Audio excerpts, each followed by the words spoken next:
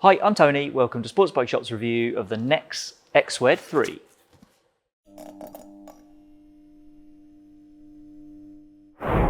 You're looking at the world's wildest adventure helmet. That's how Nexx described this X.Wed 3. Now, I don't really know what makes a helmet wild, but I've spent quite a lot of time in this one, and I can run through what it is and what it's like on the road. The shell for this helmet is made from composite fibre and it contributes to a weight on our scales of 1850 grams for this size medium. That is quite heavy. It's heavier than all of our top 5 adventure lids for 2024. This is quite a sizable lid, and after a day on the bike I knew I'd had quite a substantial thing perched on my neck.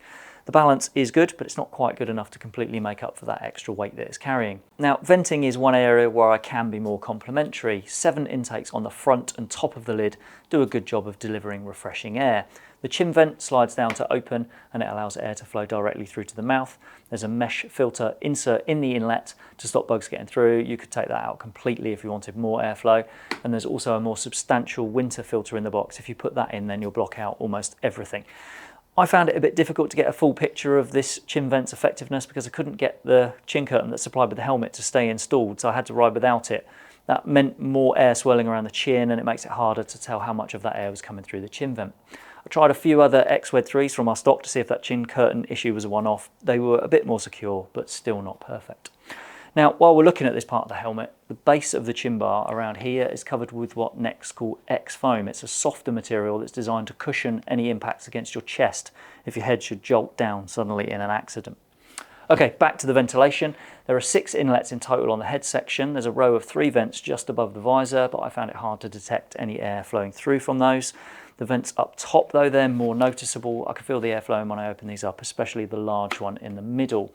Those 3 top vents all lead to channels in the EPS, which help air circulate towards the rear of the lid, and then it can escape through 4 outlets at the back. Overall, I found ventilation to be good with this helmet. Okay, onto the peak. At the mounting points, there are orange dampers that are sandwiched between the peak and the shell to reduce vibration. These work. I know that because I tried the X.Wed 3 with these dampers on the outside of the peak rather than between the peak and the shell. That wasn't through choice. This helmet arrived in our warehouse like that, and I know this wasn't the only one to have arrived in that kind of state. When I first wore the helmet, the noise and vibrations were absolutely horrendous. After putting the dampers in the right place, that noise and those vibes reduced significantly. So if you've got an X.Wed 3 and you think it's the noisiest, vibiest helmet you've ever worn, then just check those orange dampers are in the right place on your helmet. Once I'd got them in the right place, this was actually quite a good helmet. For a peaked one, the X.Wed 3 doesn't shake, it doesn't vibrate, and it doesn't try and move my head around. I didn't notice noise as a big issue when riding a Suzuki V-Strom 800 RE for a whole day, but I couldn't describe this as a quiet helmet. Really, I'd say if noise is a particular concern, my advice is to not buy an adventure helmet at all. If the peak isn't long enough for you with this lid, there's an extender in the box that clips on the end. You can also run without the peak, and there are 3 screws in the box that will blank off the mounting holes. Stitching the peak will make things quieter and smoother, especially if you're riding for a long time. There's no need to remove the peak to take off the visor with this one. It's now easy to do, and that's a definite upgrade over the old X.Wed 2. The anti-mist provided in the visor is a middle grade Pinlock 70, and that covers virtually all of the visor. I found peripheral vision to be excellent, and I also liked the cracked position that gives a small gap at the bottom to allow some air to flow in. It locks at the bottom with a firm push on the central tab, and it just takes a bit of extra pressure to overcome that lock and lift the visor. Behind the main visor is a sun visor, which is good. There's nothing in the spec to say it's anti-fog, but I found it didn't mist up badly even in ropey weather. It gives good deep coverage, and it's a big improvement over the visor on the old X.Wed 2. If you want to use the helmet with goggles rather than a visor, then the X.Wed 3 makes that very easy. You pop the visor off, and then there are 2 plates in the accessory box that blank off the visor side plates. That makes a smoother surface for the goggle straps to sit on, and it also protects the moving parts in those side plates from getting dirt stuck inside them. The retaining clip on the back for goggle straps is brilliant, and there's plenty of room in the eye port for large goggles. Didn't spend a lot of time with goggles in this lid, more a quick check that everything worked, and even my biggest pair of Oakleys fitted in there quite neatly. As well as those accessories we've already spoken about, you get 3 GoPro camera mounts, one for the top, one for the front, and then also one for the side. Okay, let's go inside the lid. The comfort lining is fully removable with a novel method of taking out the cheek pads. As well as 3 snaps, which are pretty conventional, there's a locking system at the base of the shell, which isn't conventional. You pull a rubber guard away, and that lets you slide a switch backwards to release a lock on the cheek pads. Once you've figured out how to use that, it is actually pretty easy. But what I'd say is Nexx described this as their emergency release system to help a paramedic remove your helmet if you have an accident. and I can't for the life of me fathom out how they think that is going to make life easier for a paramedic. Personally, I think that's needless complication.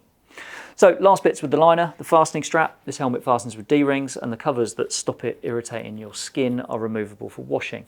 That strap itself is remarkably long. I can't remember wearing a helmet with a strap anything like as long as this one. So if you find helmet straps are always just a bit too short, now there's a helmet for you. Another innovation inside the helmet, there's an anti-vibration EPS system. There are small gaps between the various sections of EPS, and then orange anti-vibration dampers sat between those sections. I can't say how much difference they make, but I had no issues with vibration, and airflow around the helmet was good, so I certainly can't say they don't work. There are recesses inside the helmet for intercom speakers, and they're more generous than I expected them to be. Even a pair of 45mm Cardo speakers, which are the biggest mainstream speakers around at the moment, will fit neatly in those recesses. The helmet's prepared for Nexx's own intercoms, the XCOM 3 and the XCOM 3 Pro. The XCOM 3 is a fairly inexpensive Bluetooth-only unit that's £170 as we record this. The Pro is equipped with Bluetooth and mesh, and that's £340. They're both made for Nexx by Senna. I didn't have one of those units available when I wore this helmet, so I used a self-adhesive plate to attach a Senna ST1 to the side of the shell. It worked okay there, and I think any intercom will need to be stuck on as the rim is too wide for a clamp to go around it. Right, before I sum up, let's cover off sizes, pricing and approvals. The X.Wed 3 comes in sizes from double extra small up to triple extra large. There are 3 shell sizes to cover that range. Shell 1, double extra small to small. Shell 2 is for medium and large, and Shell 3 is for XL and above. I wore a size medium, as I do in pretty much every helmet.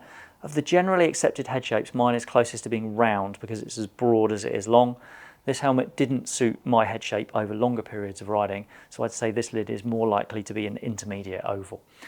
Now, one thing to point out, I don't believe the whole thing with head shapes is an absolute rule that states which helmet will be comfortable for you. Instead, I would always suggest trying a helmet on to see how well it suits your head. I personally find most helmets fit my head comfortably, and there's no way that all of those helmets are made to suit round heads. On pricing, this helmet costs £330 in plain colours as we record this, and it's £399.99 for graphic designs. That's pretty attractive for an adventure helmet with a composite fibre shell and a sun visor. The closest competition for this lid, I would say, comes from the LS2 Explorer Carbon and Scorpion ADF 9000 Air. The LS2 is more road focused, in my opinion, and doesn't work as well with goggles as this helmet does. The Scorpion's an impressive alternative to this helmet, and that made it to our pick of the top 5 adventure helmets of 2024. In terms of approvals, the X.Wed 3 meets the ECE 2206 standard for use on the road. There's no ACU gold sticker for competition use, but it's unlikely anyone will be bothered by that at all. There's no rating under the UK government's Sharp impact testing programme as we record this. If they publish one of those, then we'll add the details to the description below. Okay, time to wrap up. If you like your helmets that offer loads of different options and you like exploring the tricks and flicks, then there's quite a lot to like about the X.Wed 3. It's versatile, it works in adventure, off-road or street configurations, and it's an improvement on the X.Wed 2 that went before it. Ventilation is good, and so is peripheral vision, and if you're a habitual GoPro user, then the 3 camera mounts really separate this helmet from other adventure lids. For me, the downsides are the extra weight over rival helmets, the larger outer dimensions, and also some build quality issues that I personally experienced. For me, the chin curtain wouldn't stay in place, and the nut to attach the front GoPro mount was missing, which made it unusable, and I'm sure that bit would be sorted under warranty. Fair play to Nexx for trying new things like the dampers around the peak, but having them incorrectly fitted at the factory kind of defeats the object. Personally, I feel this lid would have benefited from just a little bit more attention to the basics.